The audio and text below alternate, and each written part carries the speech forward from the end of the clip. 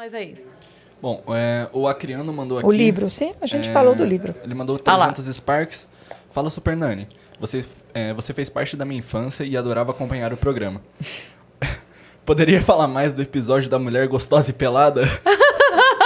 A mulher gostosa e pelada? Ai, tinha um menino que ficava pesquisando no computador. Sim. Me lembro. Então, essa é uma das situações, né, em que você vê o perigo, né, da ausência dos pais, da supervisão dos pais, né? Sim. Porque a gente, na verdade, tinha 2 casos, não sei qual deles está falando, mas eu vou falar dos 2.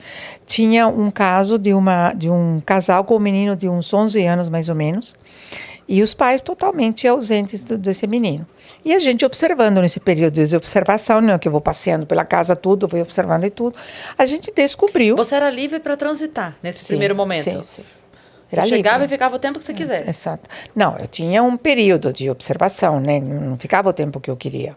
A gente tem Mas o combinado era o quê com a família? Vão vivendo, é isso? Ah, sim, claro. Vão fazendo a vida de vocês. Eu vou ficar aqui. Exatamente. Entendi, tá. Entendeu? Eu vou observando, eu vou de um lado para o outro. Sem falar nada, né? Sem falar nada.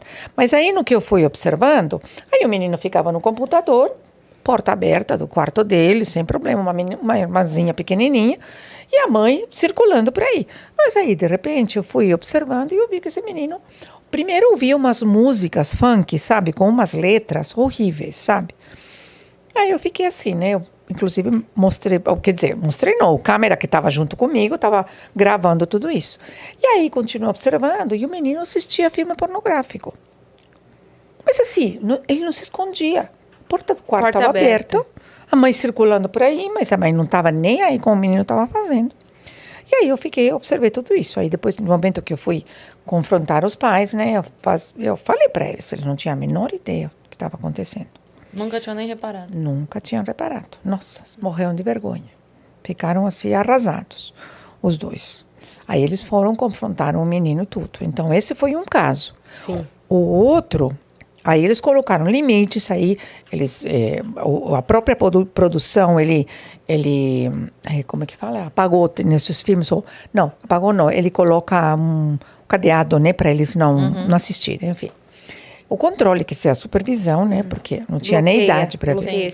E o outro caso foi um caso em que os pais, eles tinham também um menino, uma menina de mais ou menos essa idade, 10, 12 anos, e uma pequenininha, que na verdade aqui eles chamaram a Super Nani pela pequena, porque dava trabalho, do comportamento, essas coisas. Mas os outros 2 estavam aí esquecidos na casa. E os pais iam dormir com a pequena, que ia dormir cedo, porque no dia seguinte ia para a escolinha, essas coisas. E os outros 2 ficavam aí, na internet, os 2. E aí, eu fiquei também, observando. E aí, eu vi o que eles acessavam, né? E eles, sem nenhum problema. Eu, atrás deles, observando o que eles estavam assistindo. Os câmeras. Quer dizer, nem a menor vergonha, entendeu? Nada. Eles continuavam entrando assim, com o site de mulher pelada e tudo isso e outro. E aí eu fui falar depois com os pais, porque isso todo período de observação, né?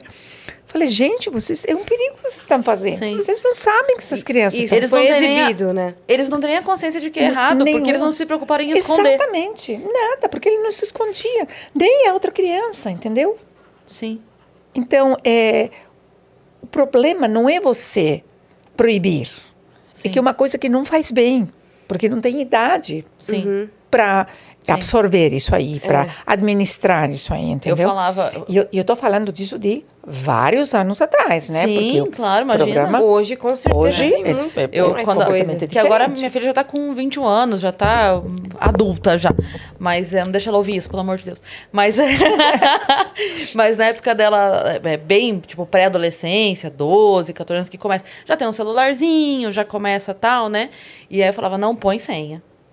Eu vou mexer, eu vou olhar. Claro. E assim, privacidade, eu falava, privacidade vem junto com o boleto. Enquanto eu pago os boletos, privacidade não existe. É isso mesmo. Quando você pagar seus boletos, a privacidade vai junto com os boletos para você. Certinho. Enquanto você mora embaixo, eu pago a sua conta. Exatamente. Aqui não tem privacidade, aqui não tem tranca de porta, aqui não tem, assim. E aí, obviamente, graças a Deus, ela cresceu super responsável e tal. Então, aos poucos você vai... Né? Eu lembro que o primeiro namoradinho dela com 15 anos, mãe, não sei o que, bababá. Eu falei, tudo bem, veio, conversou, falei, ok. Mas assim, você tem 15 anos. Você vai ter um namoro de 15 anos. Se você tentar ter um namoro de 18 anos com 15 anos, você vai ficar sem um namoro de 15 anos. Você tem um namoro de 15 anos.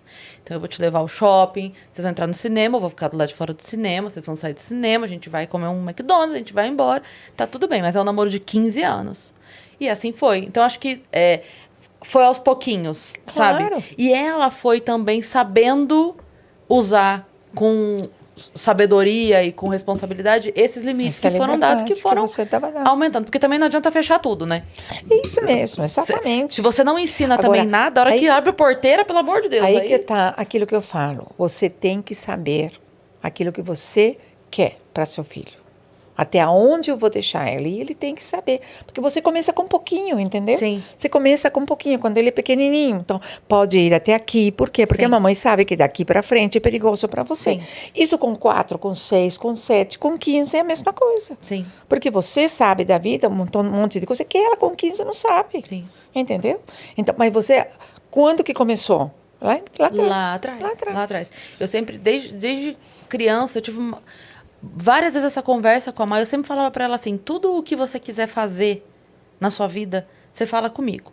Se der pra gente fazer, a gente vai fazer. Se não der de imediato e precisar de uma programação, a gente vai se programar. E se não for viável que a gente faça aquilo, eu vou te explicar por quê. Claro. Mas sempre Então, assim, nunca teve uma coisa de, eu queria isso. Não. Me fala. Mãe, quero roubar um banco. Então, não é viável. Não é viável. Mas Não quer vou- fazer? não é viável. Não Vai ter vamos- suas consequências. Não vamos estar programando isso, no caso. Vamos programar sua festa de 15. Mas isso, por exemplo, Claro. e olha como é louco. Eu lembro de quando eu tive essa conversa com ela, que ela tinha ido num buffet para uma festinha de uma amiga e ela voltou encantada. Por quê? Isso aqui era... Então a gente sempre passava num lugar baratinho, um Habib's, um Mac da vida, assim. E aí ela falou, e se a gente não sair mais? Nos dias que a gente sai? E se a gente voltar para casa, a gente come alguma coisa baratinha, sei lá, não sei o quê? Falei, bom, já ajuda. E aí foi. E aí acabou comigo, sabe quando? Ela tinha ganhado aquelas bandejas de miçanguinha, que fazia pulseirinha de miçanga, de menina, né? Ela tinha ganhado da minha mãe uma daquela bandeja com não sei o quê.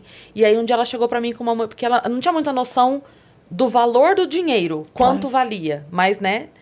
E ela chegou pra mim com uma moeda de 50 centavos e falou, mãe, eu vendi uma pulseirinha na escola. Bonitinho. Acho fofo. E aí, pra minha festa. E assim, eu não ia explicar pra ela que Claro. aquilo ali não era... Lógico, eu falei, é ótimo, atitude. ótimo, me É dá aqui, atitude. vamos guardar pra sua festa. Atitude, Tá, ó. Não, no dia claro. seguinte virou pão, não tem problema. Mas eu digo assim, mas ali não na hora, importa. eu falei, caramba, ela entendeu. Entendeu? Ela claro, entendeu que precisa se fazer coisas para se ter coisas na vida. É isso mesmo. Que ótimo. Então, toda vez que eu tenho a oportunidade de conversar com alguém, eu falo assim, olha, não sei se funciona com todo mundo, mas comigo funcionou pra caramba. Conversar muito, Claro. estar presente, funcionou pra Dialogar, caramba. Deu nossa. certo, tá lá. Claro, claro.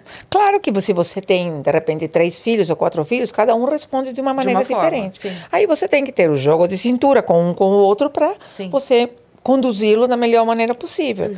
Mas o diálogo, esse diálogo para assumir responsabilidade, tomar consciência daquilo que...